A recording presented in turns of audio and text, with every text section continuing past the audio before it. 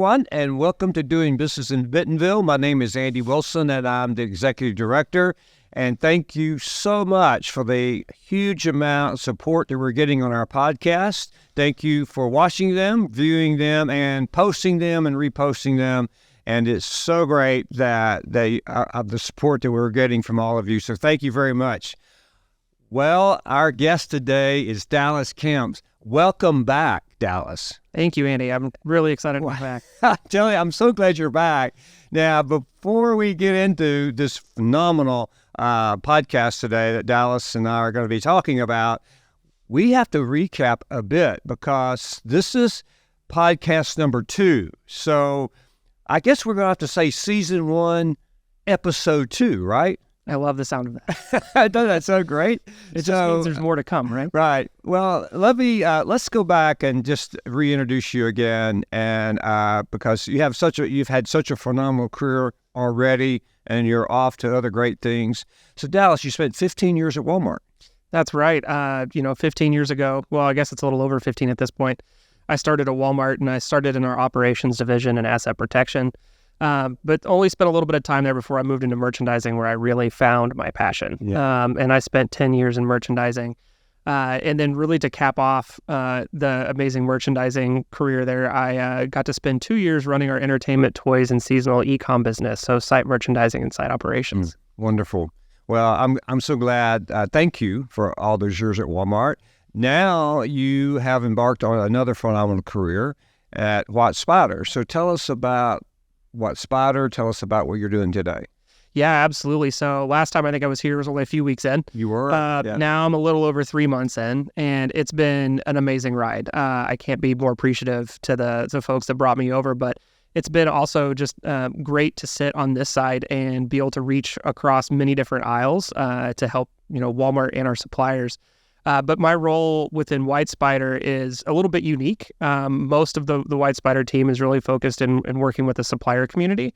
But my role is really to, like I said earlier, kind of reach across. So I'm working primarily back with Walmart and Sam's Club to understand what do they need help with, what's working well, what's not working well, what expertise do we have that we can lend to Walmart, but then also how do we help be the gap filler between potentially what their challenges between suppliers and Walmart. Right.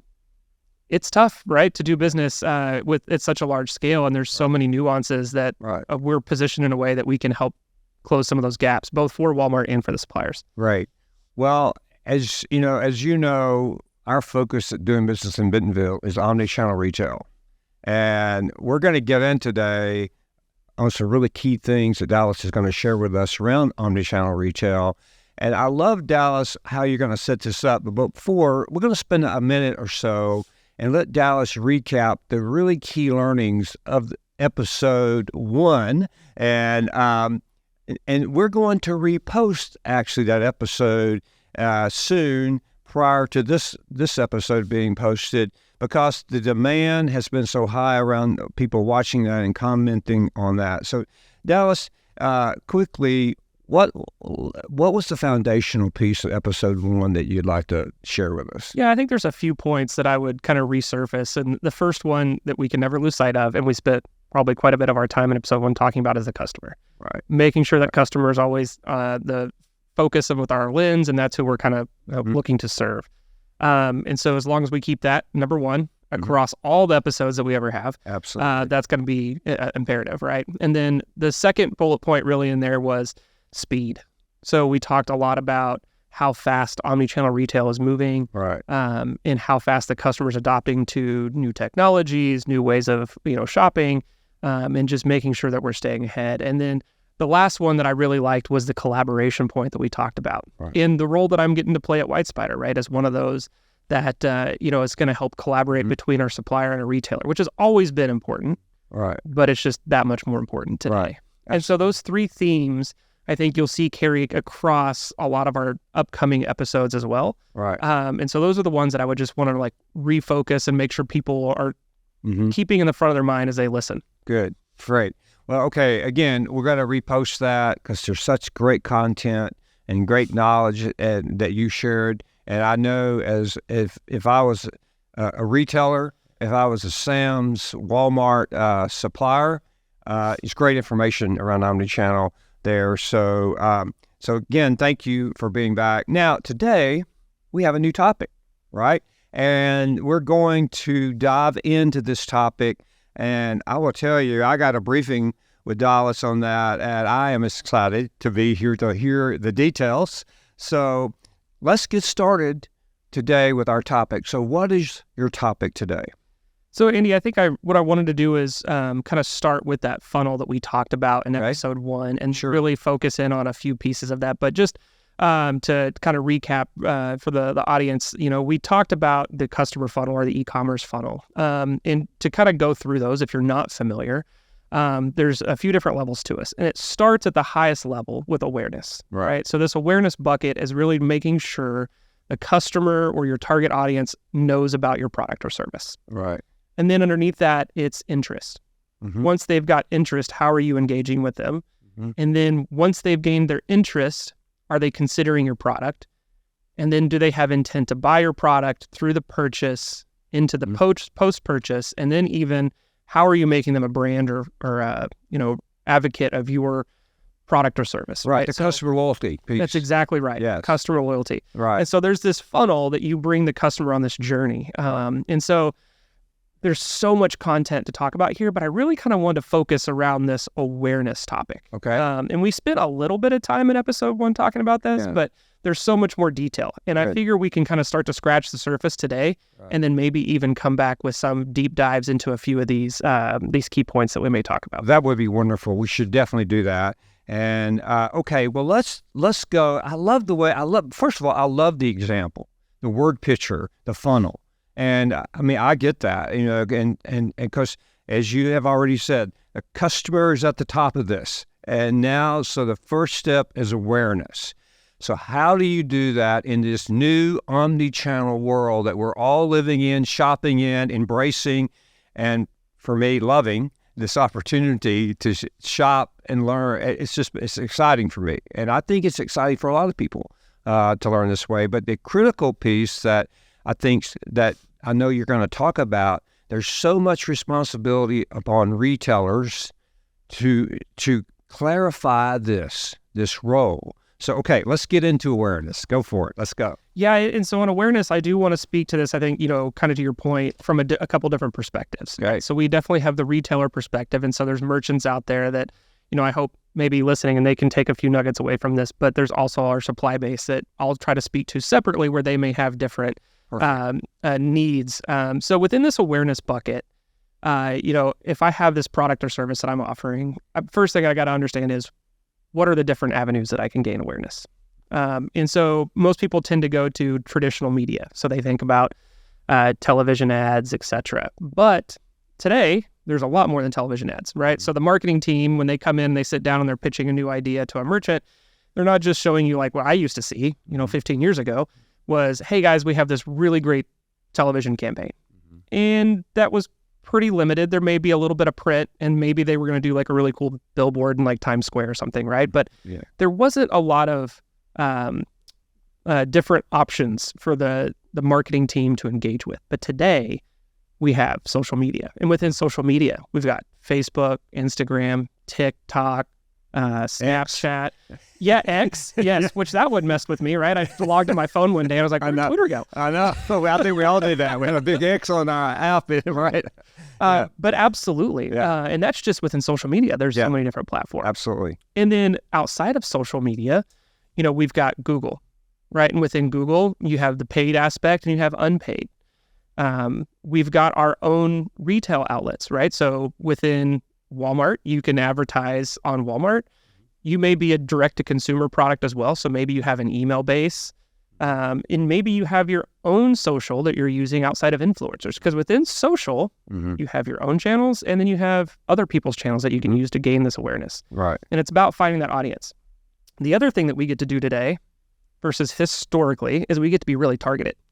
So, 15 years ago when, a supplier would come in and talk to me about their idea, it's kind of a one-size-fit-all for the most part. It may have been slightly targeted based on geographic locations, but the ability for us to target the exact audience of, I'm really looking to, find stay-at-home spouses between the ages of 30 and 40, right? That this product may fit. That is something we can do today. Very targeted and personalized. And so we'll spend a little bit of time on that too. But within this awareness funnel, we have all these different options. And so I kind of want to go into a few of these options and break those down a little bit and give a little bit more context. Okay, let's do that. I love it. It's great. Well, I'm going to go ahead and hit on one, and it's probably one of my favorites. Okay. So as a merchant at Walmart, one of the things that we would heavily focus on is where is our traffic coming from? So we have organic, right? So I think, last episode you talked about Tom Ward, and he said, where's the closest store? Yes. And it's the phone in your pocket. I know. That's right. And so as soon as a customer opens up their phone, goes on their Walmart app, you now have an organic traffic user. Or if someone logs into a computer and goes to walmart.com as their first destination, you have an organic traffic user. And so that's one method of traffic that we'll spend a little bit of time talking about. And then we have a few others that I want to spend some time. So we have SEO, which is search engine optimization. And this is really your unpaid ability to generate traffic on Google. When you go on Google and you search for a vacuum cleaner, depending on how you search, you're going to get different results that pop up.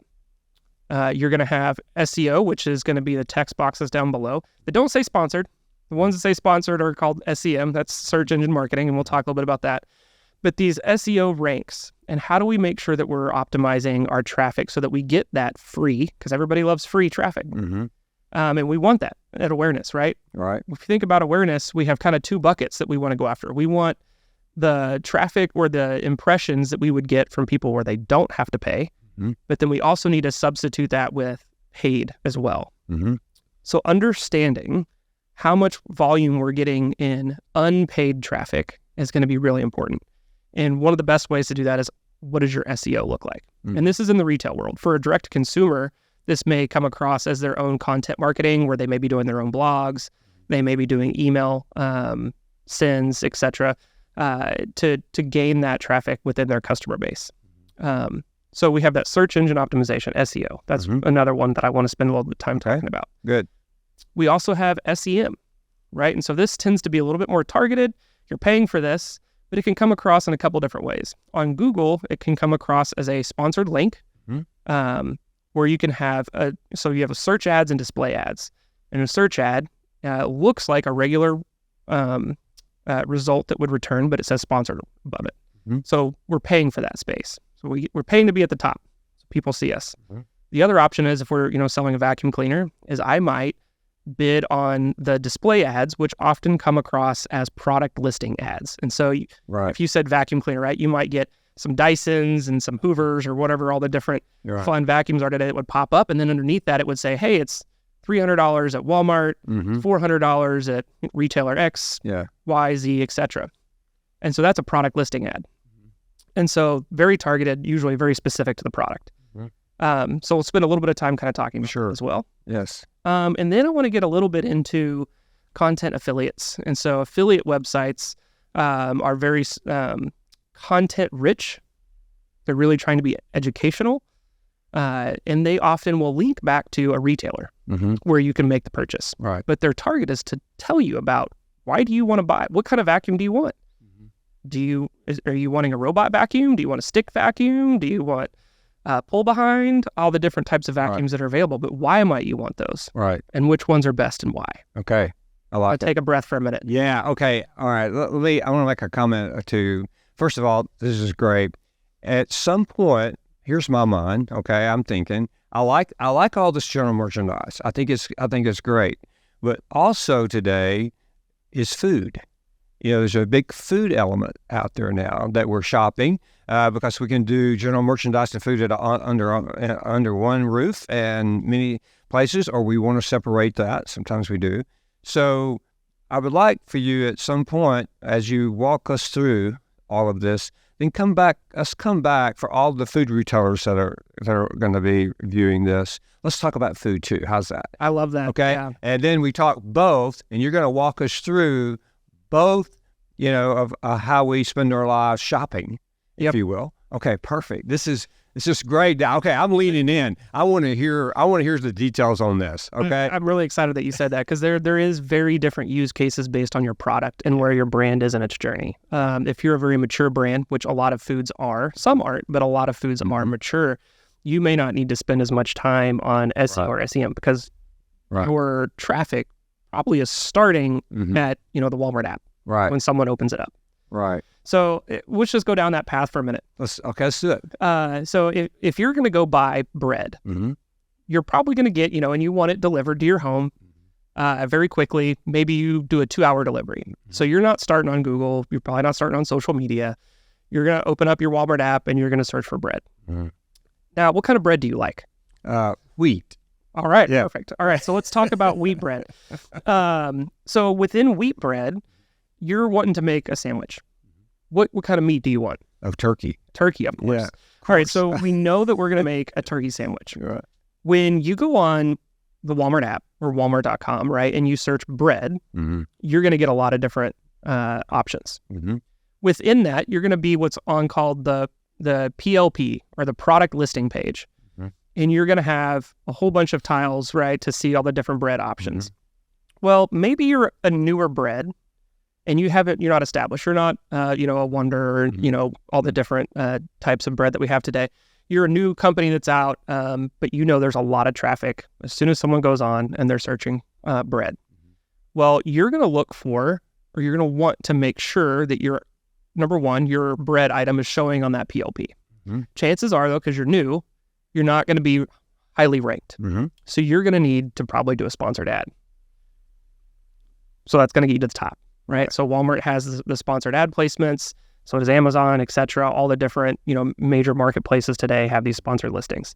But to even be able to do that sponsored ad, you're going to need to be able to rank organically at a certain rate before they'll allow you to go bid on that. Okay. And that's really to protect the retailer, right? They don't want right. They don't want these terrible listings getting bid on and put into a position that's not important. Right. So to start, one of the things that you're probably going to do is focus on your content. You're going to make sure that your bread item has really good information that talks about it. It talks about the different ingredients that are in there, how many calories it is. Right. Probably might even put on there the different types of sandwiches you could make. Right. Or you might put some recipes. Right. You're going to do some additional content on there to make it really attractive to the customer. And you're going to talk about why your bread's better.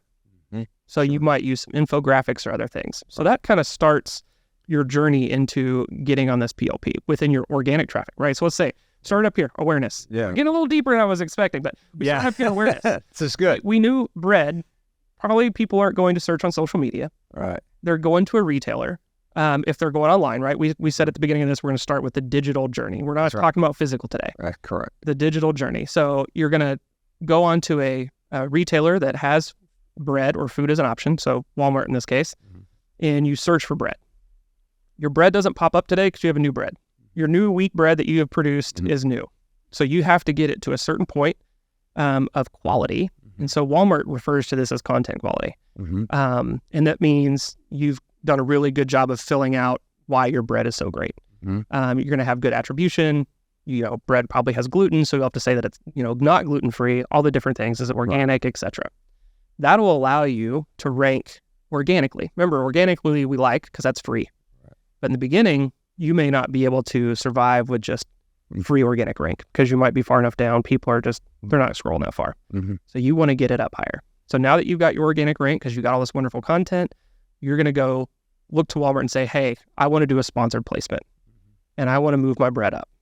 And so now you're going to start the journey of getting your item aware, right? We're still focusing on this awareness. Right. Even though it feels like we're pretty far down the funnel for you in this item, right? This new bread item, we need to make the customer aware. And so one of the ways to do that is to sponsor it so that when people are searching for bread, they don't just see Wonder. Right. They actually get to see your new organic wheat, honey-based bread. Right. Making up your bread for. Well, no, I like that actually. That's I do like the honey piece of that. So, okay, this is so good because for people that are launching new products, trying to wiggle themselves into this crazy market share and get that item up and get some momentum behind their product, this is great information, Dallas. This is really, really good. I think it's important not just for the suppliers too, but for the merchants. Yeah, absolutely. Because as a merchant, when you're launching a new item, right? So you're the bread merchant, let's say, and this supplier comes to you and you love their product and you're trying to help them be successful, right? You're going to put it in store, but we all know that the digital, like you just probably saw the Walmart earnings. I did. I think it was 24% was their e-com rate of growth versus their in-store. I think it was about 5.5. Correct. Yeah. Roughly. Yeah, roughly. Yeah. And so e-com vastly outpacing our in-store. So we know that this is a important channel that we need to make sure we're leaning in on. So how do you help that supplier? Because it's important for the merchants to help their suppliers be successful. So I think from a merchant perspective, those that are listening, this isn't just about like, what is the supplier going to do for you? It's how do you help? Because oftentimes, and one of the big responsibilities that I had is helping my supply base be successful within the Walmart ecosystem. So making sure they understand this as well is how do they help their supplier be successful? Right. Now, when you put that product listing ad up, that sponsored one, up on the PLP, the more traffic it gets, the more times it sells, guess what? That organic position is going to rise. Right. So then eventually, without having to do a sponsored ad, they may be ranking in the top 20 or at the top 15 or the top 10.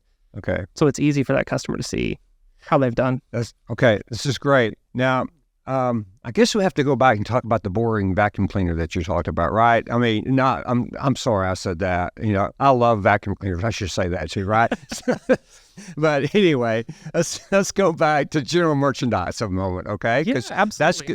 That's a great observation on the food side because I was concerned about that because as you talk, because you do all this business under one roof in so many places. So, all right, now back to the general merchandise side. There we go. So we're still in awareness, correct? Yep, still in awareness. Okay, so all right, so continue to walk us through that. Well, let me ask you, what kind of vacuum cleaner do you like? I mean, it sounds like you love them. I do love them. Do you have a robot? No.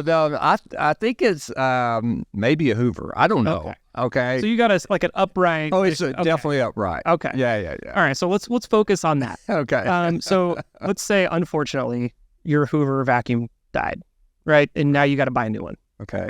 So what do you start with in your mind? I do exactly what you just said. I go to Google and I Google it. That's exactly what I do. What do you Google? I best vacuum cleaners, best upright vacuum cleaners. That's what I Google. Perfect. Best upright vacuum cleaner. Let's start with that. So when you go on Google and you do that, there's a couple different things that you're gonna come up. So we talked about the sponsored products at the top, right? That actually show the different vacuum cleaners and a retailer and their price. That's the PLP. Right. So we talk a little bit about that. So you might look at some of those, but chances are when you're just looking for best vacuum cleaner, you don't want to start with the product. You want to start learning about the category of products. That's right. So you're probably going to scroll down. You're probably going to come across potentially a couple different things. You might see a category page from a retailer, so an Amazon or a Walmart, that will take you to a broad page that is more informative. It'll tell you about the different types of vacuums, might tell you like what their uses are good for. Maybe it's good for stairs, maybe it's good for hardwood versus carpet, and then maybe all the different types of carpet and flooring as well. Right. So we decide you want an upright. Maybe you want one that all you have is hardwood. So maybe you find through this that there's a vacuum cleaner that's not just a vacuum cleaner. Maybe you find that it actually will wash your hardwood while it vacuums as well, and that piques your interest, right? So now you're in this discovery, this awareness phase. Yes, yeah, correct. And maybe it's not Hoover. Maybe it's now Dyson. But you don't know anything about Dyson because you've always owned Hoover. So you're going to continue. Then your next question may be, how good are Dyson vacuums, right? And then you're going to get into even more potential types of content that are out there. Let me ask you a question there. Okay, because as a consumer, I'm doing my research. And then I go to, we're using Dyson as an example. Okay, I want then to see the reviews. Okay, so talk to me on I think, does most people today look at the reviews, in your opinion? Absolutely. Yeah. But I think you're a little further down the funnel. Okay, all right, I need to go back up. So we're gonna get there. Okay, all right, good. But we're at the awareness funnel, right? So we're just still trying to learn. Gotcha. We haven't got to that interest yet. Okay. Or we're about to get to interest. Okay. We'll say that. We're still at awareness. Okay. Yeah. Okay. Because your interest is your next level. Correct. On the funnel. Okay. Got it. Yep. So right now, like we're doing that education. So the other type of site that you might find is a content affiliate. Okay. Content affiliates typically specialize in a particular category. They're not usually very broad. They're kind of like that inch wide, mile deep. Mm-hmm. So you're going to come across this, and I'm going to make it up. We're going to call it vacuumreviews.com. Yeah, sure. And on this site, all they do is they test all the different vacuums. Mm-hmm. They give their opinion of what they think's good and bad about them. Mm-hmm. And so this is another website you go to. And so you read about all these different vacuums. They're going to tell you, hey, here's the best one we think that's a stick upright. Here's our best robot. Right. Here's our, whatever the scenario may be. Right. They may even do mops. I don't know. Maybe it's all. Yeah. So you learn even more. You finally find one. You're like, this is what I want. It's this Dyson. It's upright. Right. It's for hardwoods. It really specializes in hardwoods. And you know what? It won't just vacuum, but it'll also wash the floors at the same time. I like that. So now you're at the awareness. Okay. You found the one you wanted that you like. Now you're going to start getting into this interest page where you're going to go, you know what? Maybe I go to Walmart. Maybe I go to Amazon. Maybe I go to Target, eBay, whoever, and I search for this particular vacuum. Right. And I start to look at the retailer. And then I go to what you just said, the reviews. Right. So I've heard from a professional content affiliate site, but now I want to go listen to the people, what the people have to say. Right. And this is where your reviews come in. That's it. So now I'm going a lot further down the funnel, right? So I've gone from awareness, I found what I wanted, I've gone into interest, and now I'm starting to look at the next level of the funnel, right where I have purchase intent. Right. And so now I'm looking at the reviews, I'm looking at the videos they may have, and then I'm starting to decide where do I want to purchase it and why. I think it's so wonderful as a consumer that I can find out so much prior to the purchase. And that did not used to be. You did not have all that knowledge at your fingertips. We do now. And I think there's a tremendous amount of responsibility, as you said, upon the merchants, upon the suppliers, that now that the customers are really demanding this new omni-channel information approach. And what you do at WhyteSpyder is that you help companies, suppliers, retailers navigate this unbelievable amount of information that's critical today. That's absolutely right. Yeah, and I love it. So, so we're in the funnel on awareness. We're in the funnel on interest. Now, what's next? So after interest, right, you get into the consideration part of the funnel. Okay, consideration. Okay, and then you get quickly from consideration to intent to purchase, and then you purchase. Okay. But I am going to keep recentering us back up to awareness because I feel like there's a lot of other, future episodes where we'll talk a little bit more about that interest consideration and then the purchase piece. Oh, absolutely. Absolutely. Because we're just scratching the surface below, probably just scratching the surface of all of it right now, but this is great. Okay. I'm actually excited about my new vacuum cleaner and bread, so let's go.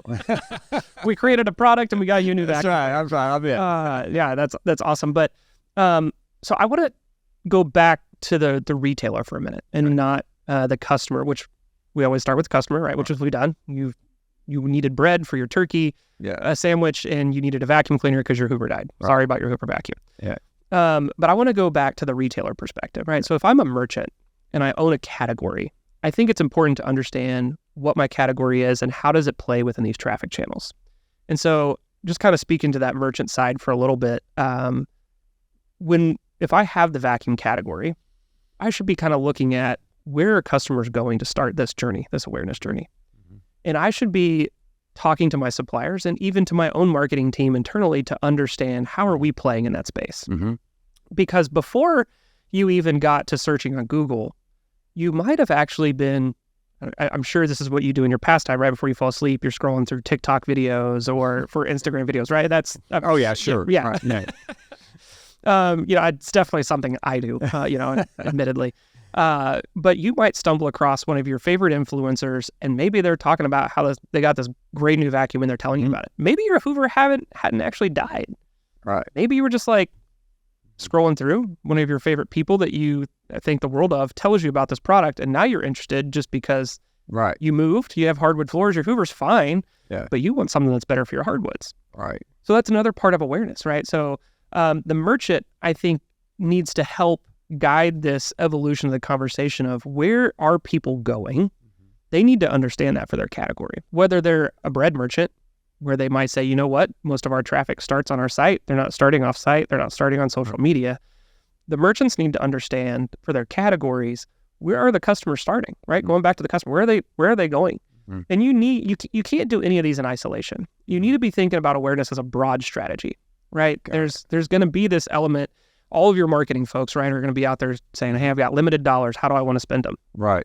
You need to be thinking across, if I am the vacuum cleaner merchant, maybe here are my top 3 channels of where people gain that awareness. Right. And we need to make sure that we're investing in those. And maybe there's a couple that aren't that important for you. Right. And those maybe you minimize.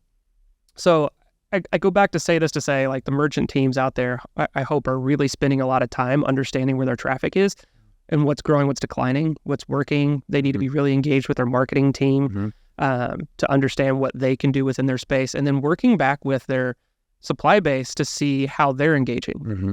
Because one of the things that, we don't talk a lot about, but is highly important for both the retailer and the merchant, is something called backlinking. And so I'm going to kind of go in deep here for a second. Yeah, do it. So merchant or suppliers have the ability to help retailers and themselves rank better on Google through these different avenues by linking to each other, right? So if Dyson is doing all these social media posts, maybe they're advertising to their supply base, maybe they're using their influencers, etc. If all of those link to Walmart, to the vacuum that you're going to go buy, right? This new Dyson stick. Then when someone comes to search on Google, because there's so much traffic to this page on Walmart, that will naturally pop to the top. Right. So there's this collaboration, right? Going back to that word from the first episode, that we need to be having between the supply base and the retailer base to make sure that we're working together to generate traffic. It's not one entity in themselves, this awareness and traffic, right? Traffic is a really big portion of awareness, right? This collaboration needs to happen between the suppliers and the retailers to make sure that they're both going towards this same goal, speaking the same language, understanding what's important to them in this awareness bucket. So for your new bread company that you've just created, when you go to work with your merchant, if they're telling you, hey, all of our traffic's on social media, we should probably be having a conversation. It's probably not accurate, right? So, like, why do you want me to go invest on social media when we know that 90% of the engagement is happening on your website? Let's make sure we're spending our funds there. And same for your vacuum, right? If they're saying, hey, all of our money should be spent on Google SEM, but you actually see a lot of engagement with their social media or whatever else, or the content affiliates, you might need to adjust your strategy and how you're approaching that, right? So that customer, where are they going to gain their awareness? And that's where I wanted to take this conversation today, is making sure as a supplier, a product owner, or even a merchant, this awareness bucket, the customer, number one always, right? Where are they going to gain their awareness? And how are we being really thoughtful through these different channels, whether it's within SEO, SEM, content affiliates, social media, which I would love to dig into each of those in a future episode, right? Where we go deep and maybe bring even a guest in. Absolutely. How are those awareness channels being used for your product or your service? Okay, Dallas, this is excellent. This is just excellent information. And you know what I'd love to do is hear from some of our audience, especially how we talked about the merchant, customer, and how the relationship there, some things they're doing. Maybe the people could share with us after learning from you today some of the success stories. There are questions that you may have for Dallas, and we can address those questions and talk more about that. But this is how I see this, Dallas, is that we have this funnel that you described so well, and each piece of this funnel has very important characteristics that has to be addressed, some differently, some the same, but it's got to be researched and addressed, and looking at as you've mentioned earlier, the communication of your product and to the consumer and the merchant's responsibility inside of that also. So let's do this. Okay. So episode 2 is awareness, right? Now, we know that awareness, we get into interest, right? And then from there, consideration, right? And then purchase and post-purchase. Walk us through the future steps that we're going to be talking about. Absolutely. So today we spent a lot of time talking about awareness, Right. and we're definitely going to journey down this funnel, right? Okay. So we've talked about awareness. We'll get in more into interest and consideration, which consideration and intent go high, like they correlate highly together. Then we Okay. get into purchase, post-purchase loyalty, customer loyalty, right? Okay. And like those All right. brand ambassadors. So we're going to walk through that funnel. Okay. And within each of these, I think we might even go a little bit deeper. So Okay. today we spent a broad time talking about awareness, Right. the plethora of ways in which you can engage with awareness. What Right. I would love, and you mentioned it earlier, is if we got some engagement from the audience and they asked in questions, I would like to go a little bit deeper where we might say, let's take one episode and let's talk about just on-site, so like Walmart.com, sponsored listings or display ads, and maybe go deep on just that. I love And it. talk about how you can use that, how it works, maybe get into some of the nitty-gritty elements of how to be like most effective with it. And then within that, we might go, let's go talk about just Google, right? So we'll get deeper on SEO, deeper on SEM. How do Right. you actually really impact those? Right. How are you thinking about creating your content geared towards that?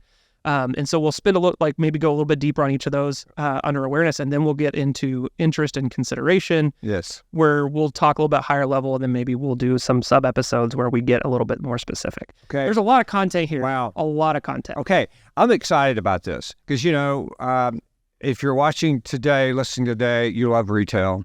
We all, we love it. You can tell. We're merchants. We love merchandising. We love retail. You're going to break down all of this very important ingredients around omnichannel. You are doing exactly what our purpose is at doing business in Bentonville. It's demystifying omnichannel. You're doing that through your education. So Dallas, thank you for another great episode. Okay, now I know you're going to this big Las Vegas show really soon. You got to get back here and get in the studio with me, and we got to go episode 3. Okay. Absolutely. All right. So I love season 1. Episode 3 is coming up, and it's all about demystifying the omnichannel. And we're going to do that with you, Dallas Camp. So thank you so much. Any closing comments? No, just a really big appreciation for having me again. Last time I think I joked with you that my wife was really happy that I had this, and she had gotten me something to bring, and I totally left it at home. But she is very appreciative for you having me here, so that I can have these conversations in detail with you and not wear her ear out. Yeah, not wear her ear out. Sometimes we're so passionate about things we just think that everyone is, right? Yeah, absolutely. Okay, well, thank you again, Dallas, for being here, and thank you for watching and listening to our audience. We really appreciate that so much. And please share this as we'll send it to you on email. We'll post it on all of our social media. You'll have it on Apple, Spotify, wherever you watch and listen to your podcast. So again, thank you for doing that, Dallas. Again, thank you. Safe journey to you, and I look forward for you coming back. Thanks, Andy. I really appreciate it, and I look forward to coming back myself. Okay, thank you, everyone. Have a wonderful day.